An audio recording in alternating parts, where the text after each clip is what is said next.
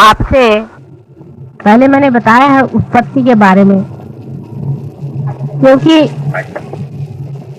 महाशिवरात्रि के दिन जब शिव जी की बात करनी है तो उसका प्रारंभ उत्पत्ति से ही होता है, इतने वो आदि है। यानी परमेश्वर का जब पहला स्वरूप प्रकटित होता है, यानी मैनिफेस्ट होता है, जबकि वो ब्रह्म से प्रकाशित होते हैं, उस वक्त उन्हें सदाशिव कहा जाता है। इसीलिए शिव जी जो हैं, इनको आदि माना जाता है। ऐसे समझ लीजिए कि किसी वृक्ष को पूर्णतया प्रकटित होने से पहले उसका बीज देखा जाता है, और इसीलिए उसको बीज स्वरूप कहना चाहिए। इसीलिए शिव जी की अत्यंत महिमा है।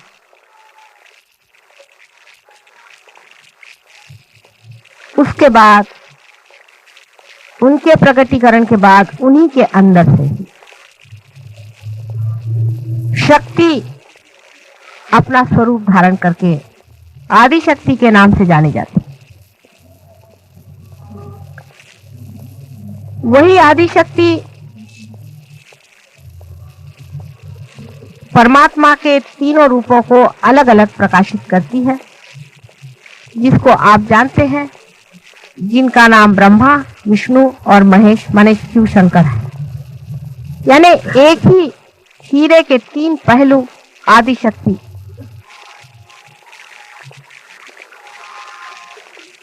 जानती है। और जब प्रलय काल में सारी सृजन की हुई सृष्टि, सारा मैनिफेस्टेड संसार विसर्जित होता है, उसी ब्रह्म में अवतरित होता है, तब भी सदाशिव बने ही रहते हैं। और उनका संबंध परमात्मा के उस अंग से हमेशा ही बना रहता है, जो कभी भी प्रकटीकरण नहीं होता है, जो कि एक नॉन बीइंग है। परमात्मा की जो शक्तियां प्रकट होती हैं वो बीइंग से होती हैं, और जो नहीं होती है वो नॉन बीइंग की हमेशा बनी ही रहती है। उसमें सदाशिव का स्थान वैसा ही है जैसे एक हीरा टूट जाए, बिखर जाए, कितना भी मिट जाए, उसे कण कण भी हो जाए, तो भी वो चमकता ही रहता है, कभी नष्ट नहीं होती उसकी चमक। उसी प्रकार सदाशिव का स्थान है। सदाशिव से स्थिति बनती है, और संसार के सृजन में जब तक स्थिति नहीं बनेगी तब तक कोई भी सृजन नहीं हो सकता। पहले स्थिति बनाई जाती है, एग्जिस्टेंस, अस्तित्व लाना पड़ता है किसी भी चीज का। अस्तित्व सदाशिव के ही शक्ति से होता है। इस कारण सृजन में उनका वही हाथ होता है, जैसे किसी बड़ी भारी हवेली में या भवन में उसके नींव का होता है, उसके फाउंडेशन का होता है। वो दिखाई नहीं देती, जो नींव होती है वो दिखाई नहीं देती है, लेकिन उसके बगैर कोई भी बिल्डिंग खड़ी नहीं रहती। उसी तरह सदाशिव हमारे अंदर भी हृदय में निवास करते हुए आत्मा स्वरूप होते हैं। जब तक वे अपने हृदय में आत्मा स्वरूप स्थित होते हैं तभी तक हमारा इस संसार में जीवन चलता है। जिस दिन वो अपनी आंखें मूंद लेते हैं उसी दिन हम लोग खत्म हो जाते हैं, इस दुनिया से हम निकल जाते हैं और हमारी स्थिति परलोक में हो जाती है। शिव जी, आप जानते हैं कि हमारे सूर्य नाड़ी पर वास करते हैं, चंद्र नाड़ी पर वास करते हैं, और चंद्र नाड़ी पर बैठे हुए वे स्थिति का सारा कार्य अपने अंदर करते ही हैं। लेकिन हमारा जो प्राण है उसकी भी स्थिति वो बनाए रखते हैं। शिव जी के बगैर हमारे प्राण नहीं चल सकते। अब ये काफी लंबी चौड़ी बातें हैं, वो मेरी किताब में मैंने काफी खोल करके कही हुई है। शिव जी का स्वरूप, वे एक परम सन्यासी, जैसे कि परमात्मा का एक स्वरूप है कि वो अंदर से संन्यास्त है। वो किसी वजह से ये रचना नहीं करते, उनको कोई कारण नहीं है, वे अपने करते हैं, उनकी विम है, उनका मजा है। वो अगर चाहे तो रचना करते हैं, नहीं तो उसे तोड़ देते। एक संन्यास्त आदमी संसार में जो बहुत से विरासते हैं, वे उनके प्रतीक हैं। मेरे संन्यास से अर्थ जो दुनिया में माना जाता है उससे नहीं, आप सब जानते हैं। संन्यास उसे कहना चाहिए जो आदमी सेल्फ रियलाइज्ड होकर के उस दशा में पहुंच गया जहां वो साक्षी है। अंदर से वो संन्यास्त होता है, बाहर से सारे संसार में रहते हुए भी वो महान सन्यासी होता है। उसमें कुछ किसी से बताना नहीं पड़ता कि मैं सन्यासी हूं, मैंने सन्यास ले लिया है। लेकिन जो अंदर से मन हमारे अंदर सन्यास ले लेता है, जो अंदर से संन्यास्त हो जाता है, वो स्वरूप श्री शिव का है। और जो संसार में हम विराजते हैं और संसार के जो कार्य करते हैं और संसार में जितने भी हम भोगते हैं, वो भोक्ता स्वरूप परमात्मा का जो है वो उनका श्री विष्णु का स्वरूप। इसलिए विष्णु के स्वरूप में वो भोक्ता है, शिव जी के स्वरूप में वो संन्यास, और ब्रह्मा के स्वरूप में वो सृजन करने वाले, सृजन कार्य करने वाले करता है। इस सन्यासी के और दृष्टि करने से एक अजीब सी चीज दिखाई देती है कि नील वर्ण का इनका शरीर,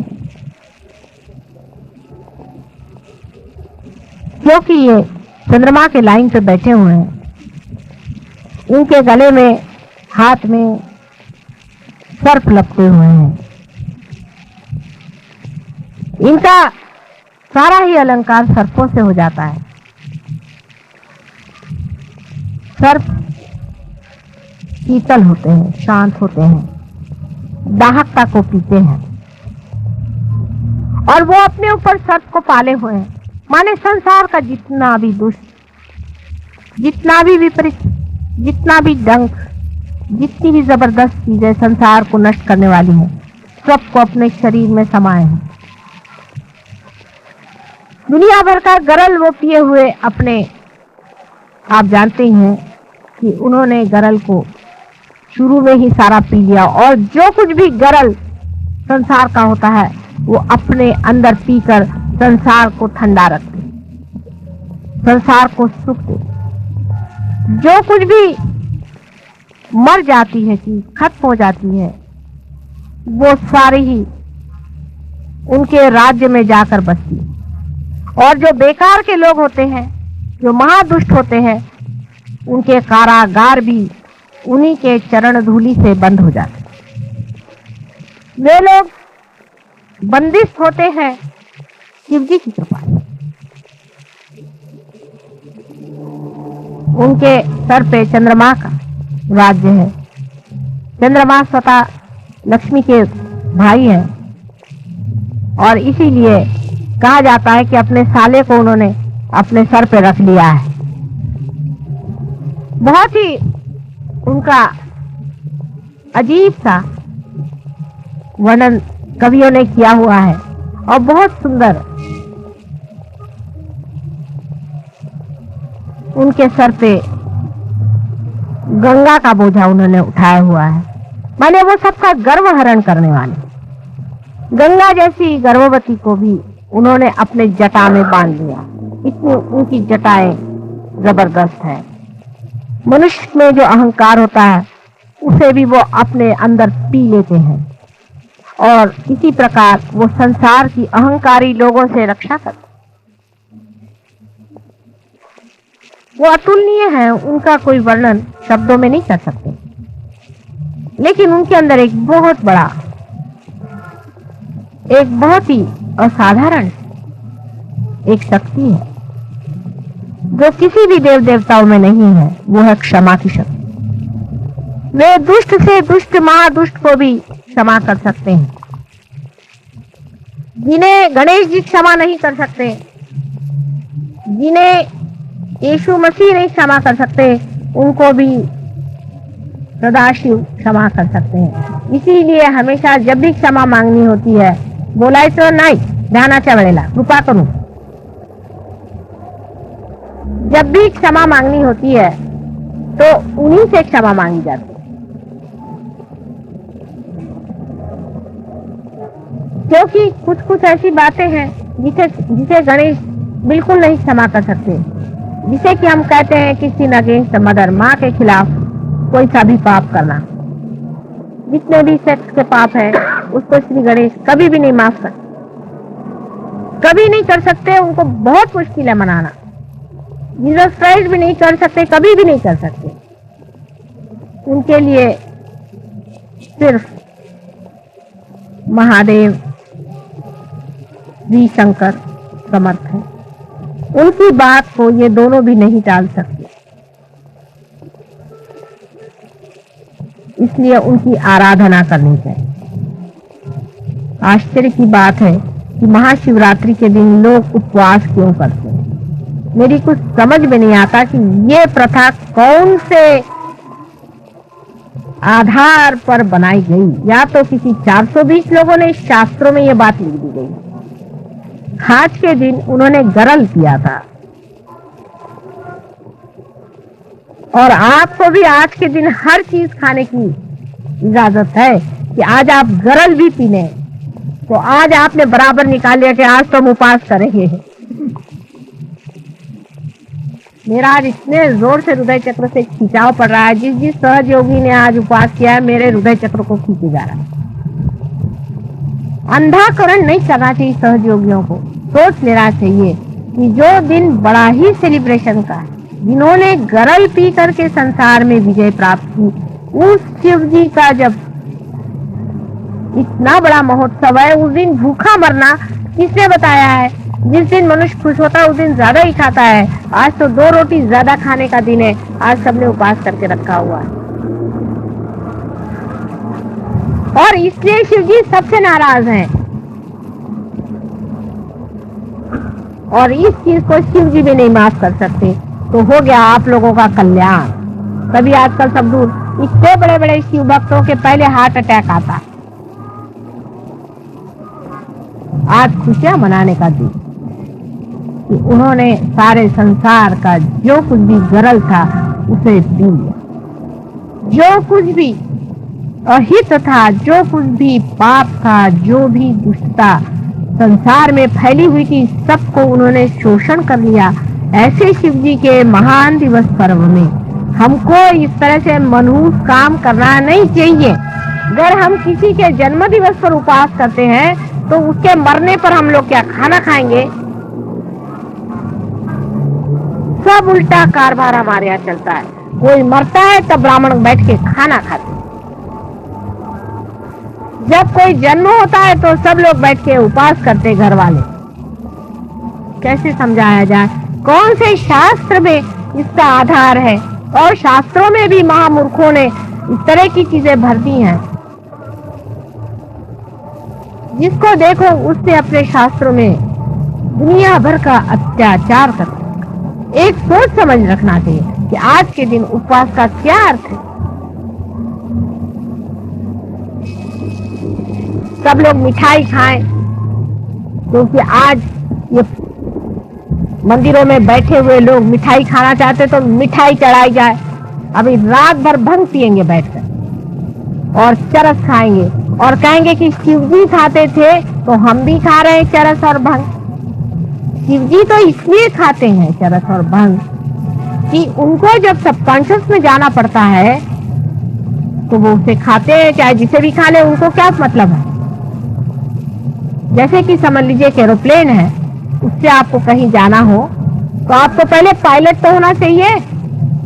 जो वो भंग पी करके और चरस खा के शिवजी नहीं हो सकते, वो तो शिवजी ही हैं जिन्होंने गरल पी लिया, और वो हैं जो दुनिया भर के भंग पी करके संसार के जितने भी भंग है उनका शोषण कर रहे हैं। क्या कीजिए, भंग कहाँ डंप की जाए, तो उनके अंदर भर दी जाती कि भाई चलो तुम सीखी हो, तुम पी लो, तुम गरल पी लो, तुम भंग पी लो, तो चले सब लोग भंग पीने। आज क्या आज भंग पी के सब लोग शिवजी हो रहे हैं। आप में से कितने लोग शिवजी के पांव के धूल के बराबर हैं? वो तो भंग इसलिए पीते हैं कि उनके अंदर रखा ही जाता है सारा भंग का स्टोर। संसार में भंग होती ही है, राक्षस भी होते हैं, दुष्ट भी होते हैं, इनको कहाँ रखा जाए। घर के अंदर आपके यहाँ अगर कोई ऐसी चीज हो तो उसको रखने की कोई व्यवस्था होनी चाहिए। शिवजी ने कहा लाओ मैं सब दुनिया भर का गरल पीता हूँ, इसलिए उनके पास ये चीज तोड़ रखी हुई कि भाई तुम रखे रहो। तो आप लोग जो उनके नाम से भंग और चरस पीते हैं, उनसे बड़े महामूर्ख संसार में कोई है। एक सोचना चाहिए सहज योगियों के लिए कि आपको आज तक वाइब्रेशंस तो कभी आए नहीं, आपने कभी जाना नहीं कि ये चीज क्या है, ये क्या आपके अंदर से बह रहा है, ये क्या आपके अंदर हो रहा, कुछ अभिनव चीज, कोई बड़ी भारी चीज, कोई विशेष रूप की चीज। फिर अपने विचार भी बदलने चाहिए, अपनी आदतें भी बदलनी चाहिए। हमेशा इस तरह से उल्टी बात हम क्यों करते हैं, मेरी समझ में नहीं आती। और हर एक उल्टी बात ऐसी उल्टी बैठती है कि उससे शिवजी तो उठ ही गए इस संसार से, और उनको फिर से बिठाना मुश्किल हो जाता है। और अगर ज्यादा देर खड़े रहे तो तांडव शुरू कर देंगे, उनका कोई ठिकाना नहीं। इसलिए सब लोग विचार पूर्वक समझ करके और चले। आज उनका महान, बहुत महान दिवस है। आज से प्रॉमिस करें कि अगले महाशिवरात्रि से बहुत बड़ा उत्सव मनाया जाएगा, उनका गुणगान किया जाएगा। आपको हो सकता है कि विष्णु जी जैसे नहीं उनको पसंद अलंकार, उनके अलंकार और हैं, उनके लिए आप बबूत लगाइए, दुनिया भर की राख उन पे चढ़ा सकते हैं आप, उस सब चीज को वो तैयार है। लेकिन उन्होंने उपवास करने की बात कही हो ये तो मुझे पता ही नहीं। व्रत करना शब्द ही बदल गया, व्रत का मतलब उपवास करना हो गया। ऐसे वक्त करना चाहिए जैसे जिस टाइम रामचंद्र जी वनवास गए तब व्रत करना चाहिए। जब रिपेंटेंस की बात हो, जब पश्चाताप हो रहा हो, उस समय का उपवास समझ में आता है। अब क्या आपको पश्चाताप हो रहा है क्या कि उन्होंने गरल पी लिया?